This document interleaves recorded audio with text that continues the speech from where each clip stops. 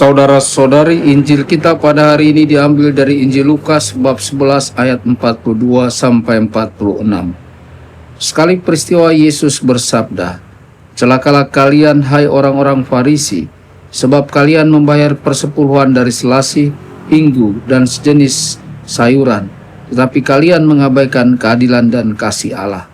Yang satu harus dilakukan dan yang lain jangan diabaikan. Celakalah kalian hai orang-orang Farisi, sebab kalian suka duduk di tempat terdepan di rumah ibadat dan suka menerima penghormatan di pasar.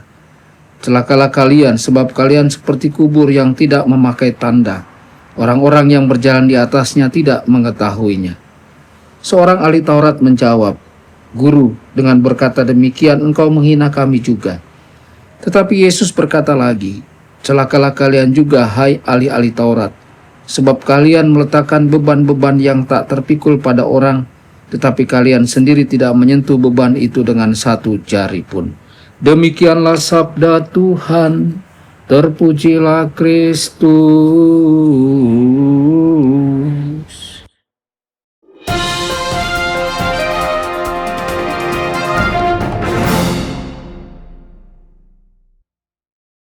Dalam nama Bapa dan Putra dan Roh Kudus. Amin.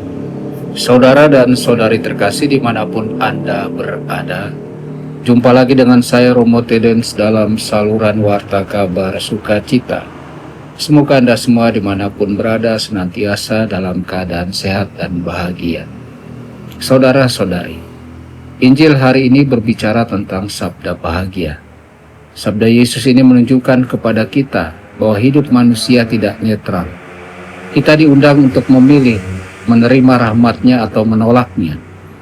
Dan Yesus menegaskan bahwa kita bertanggung jawab atas pilihan kita sendiri. Banyak faktor memang mempengaruhi hidup kita, yakni keluarga, lingkungan, pendidikan, bahkan sejarah hidup yang kita alami. Tetapi pada akhirnya Yesus memanggil setiap orang untuk bertanggung jawab atas imannya. Apakah kita membuka hati kepada kasih Allah, atau justru menutup diri dalam kesombongan dan kepuasan diri? Saudara-saudari, Yesus begitu sabar menghadapi orang-orang Farisi. Ia telah berbicara dengan lembut. Ia telah makan bersama mereka. Ia telah melakukan mujizat di depan mata mereka. Namun mereka tetap menutup hati. Karena itulah Yesus memakai bahasa yang keras, bukan untuk mengutuk, tetapi untuk mengguncang mereka agar sadar, agar hati mereka terbuka bagi kerahiman Allah. Ini menunjukkan kesabaran Yesus yang tidak pernah menyerah, yang selalu mencari cara baru untuk mengajak kita kembali kepadanya. Saudara-saudari, inilah pelajaran berharga bagi kita. Seringkali kita mudah mengkritik orang lain di belakang, bergosip atau mengeluh diam-diam. Tetapi Yesus memberi teladan. Ia berbicara langsung dengan kasih, meskipun dengan kata-kata yang keras. Kritikan sejati seorang Kristen bukanlah untuk merendahkan, melainkan untuk membangun dan menuntun kepada pertobatan. Hari ini gereja memperingati Santa Tresia dari Avila, seorang pembaharu besar dalam gereja dan pujangga gereja. Hidupnya adalah contoh nyata bagaimana seseorang sungguh mengambil tanggung jawab atas imannya dan membiarkan Allah bekerja dalam dirinya. Tresia dikenal sebagai seorang mistikus yang mendalam, tetapi juga seorang reformator yang berani membongkar kelemahan dalam tarekatnya. Ia tidak menutup mata terhadap kemalasan dan kompromi yang ada di sekitarnya. Ia berbicara terus terang, tegas, dan sekaligus penuh kasih. Seperti Yesus yang menghadapi Farisi, Tresia tidak tinggal diam, melainkan bertindak demi kemurnian hidup rohani.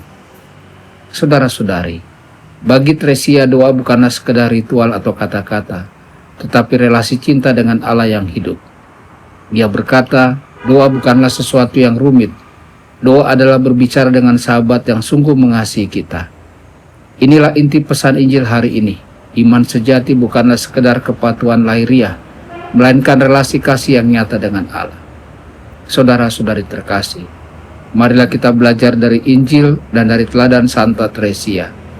Jangan hanya puas dengan iman yang lahiriah, tetapi hiduplah dalam relasi cinta yang mendalam dengan Kristus. Jangan cepat menyerah ketika menghadapi kelemahan diri atau sesama. Belajarlah dari kesabaran Yesus yang tidak pernah berhenti mengetuk hati kita. Jangan jatuh pada gosip atau kritik yang merendahkan. Sebaliknya, biarlah setiap kata dan tindakan kita membangun, menuntun pada pertobatan dan meneguhkan persaudaraan. Semoga melalui doa dan teladan Santa Teresia dari Avila, kita juga berani membiarkan Allah mengubah hati kita, sehingga hidup kita sungguh menjadi cermin kasih-Nya dan saluran damai-Nya bagi dunia. Tuhan Yesus memberkati Anda semua. Sabda Allah adalah kebenaran. Sabda Allah adalah kehidupan. Mari kita mencintainya, mari kita menghayatinya. Ya Tuhan yang ku muliakan, sabda-Mu angkat resahku.